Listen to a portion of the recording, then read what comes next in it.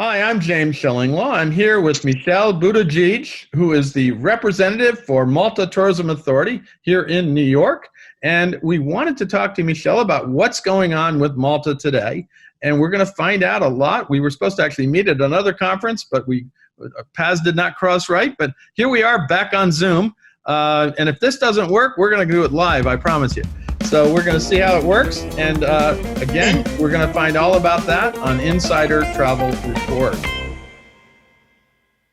Now, Michelle, first of all, I really want to find out what is the status of Malta right now in terms of getting into the country, and can Americans visit and under what protocol? So first of all, James, nice to see you. Good afternoon. Hello, everyone, from wherever you are listening and hearing this. Yes, Malta is opened to North Americans. We've opened back in June. We had a little bit of a week, and then we've reopened again to vaccinated Americans. Right. So you must be vaccinated. The Malta Tourist Authority did an agreement with Verifly, so you can upload the app and download all your information, and then at the airport, when you enter, you just show your barcode with all the information, and you can just go in. So it's easy peasy. That's great, and it is a great place to go visit right now. Let's talk a little bit about a little bit of the background for those who don't, for those travel advisors out there who don't know. They've heard the word Malta, the name Malta. Tell us a little bit about Malta as a destination, where it is, and how many kind of islands, because it's not just one island, right? So it's a very good question.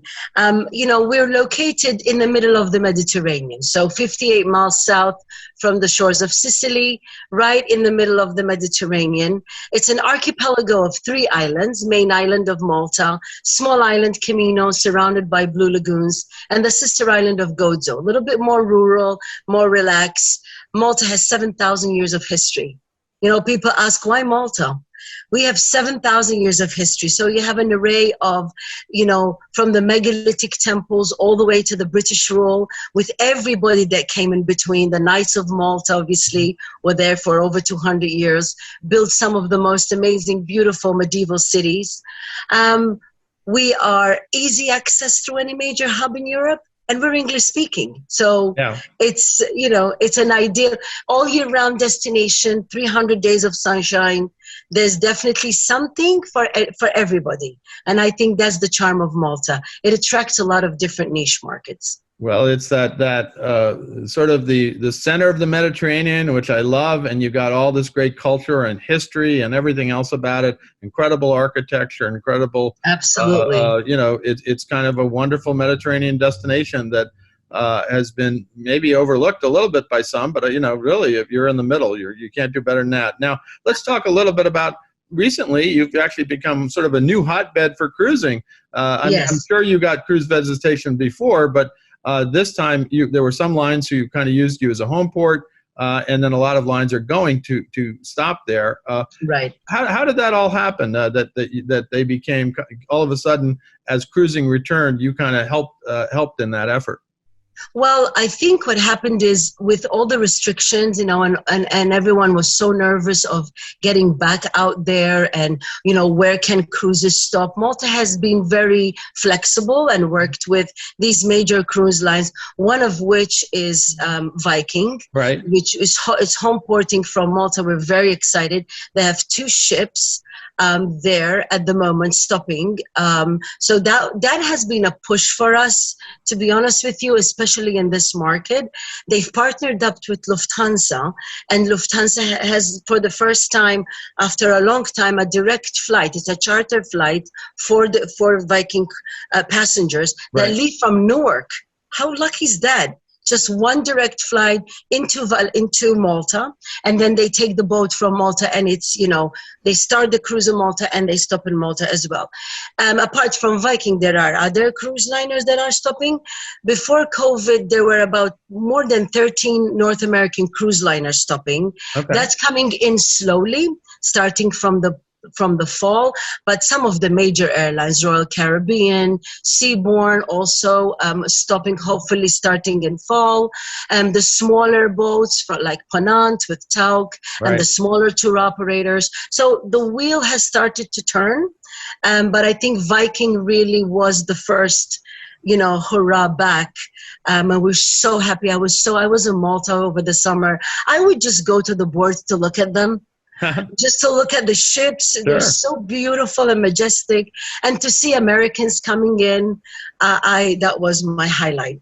No, absolutely. And Vikings and that whole airlift that they got through Lufthansa was pretty amazing. Fantastic. You haven't heard too many deals like that. And that actually leads me to my next question. How easy is it to get to Malta now? Has airlift returned? And what's the best way beyond the charter with Viking, the best way for U.S. travelers to get there? So, as I said before, we're accessible through any major hub in Europe. So it depends how you want to fly. For an example, I like to fly Lufthansa. So I fly through Munich and Frankfurt because there's daily and multiple flights. You can fly, though, from anywhere. Right. You can fly through Rome. If you take Delta, for an example, fly through Rome, they have a codeshare, or Alitalia. Most of these big airlines also codeshares with Air Malta. So you could be flying Lufthansa to Germany, and then it's codeshare with Air Malta going to Malta. But any major hub, Paris, Amsterdam, Turkish Airlines has a great connection as well.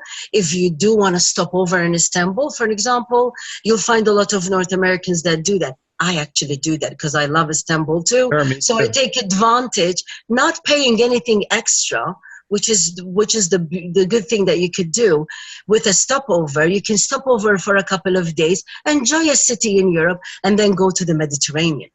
So, and then while you're there, you can connect anywhere else. A new trend is Malta, Greece. Right. I mean, the obvious is Malta, Italy, obviously, with Sicily. You can take a little catamaran from Valletta, takes you right to Pozzallo. So the connection is very easy. And it's because of our location. No, it's absolutely. You are the center of the Mediterranean, after all. So it's a great place to go to other places in the Med.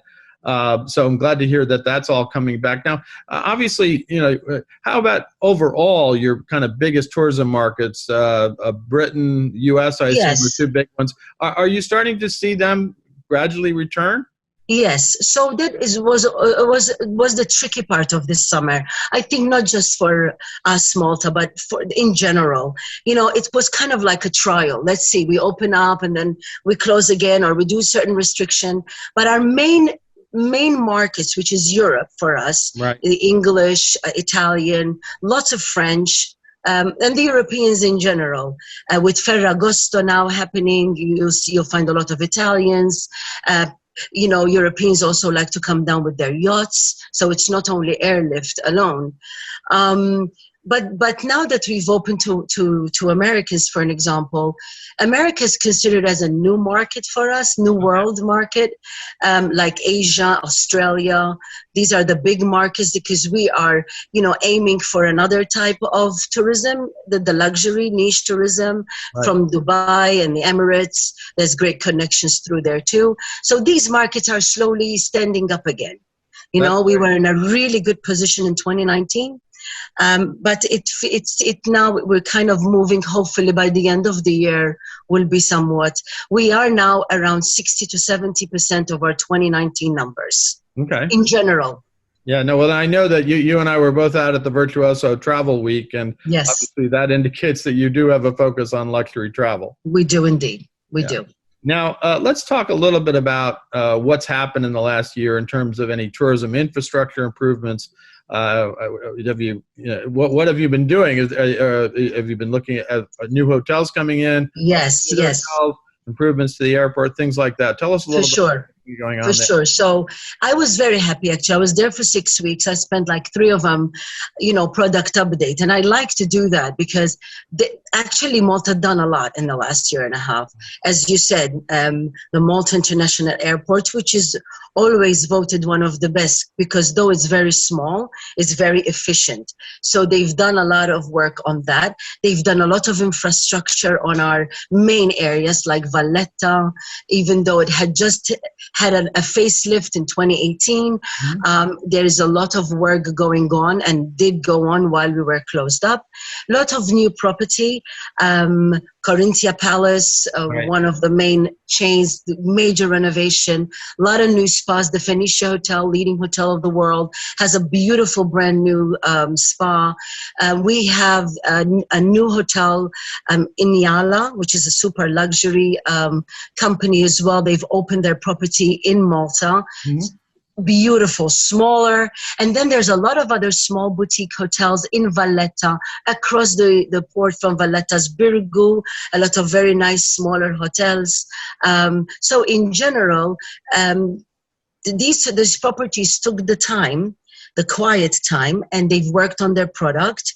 And now we are ready. Now we're ready to welcome, Hopefully a lot more Americans and a lot more other tourists. Yes. Oh, yes. And it sounds like you took the time, as many people did, to kind of retool and get back. And when you come back strong. So that's great. Absolutely. Now, obviously, one of the things you've always keyed on your promotions, I know, has been Malta's long been a great film location for a lot of movies, TV shows. Obviously, Game of Thrones is very big.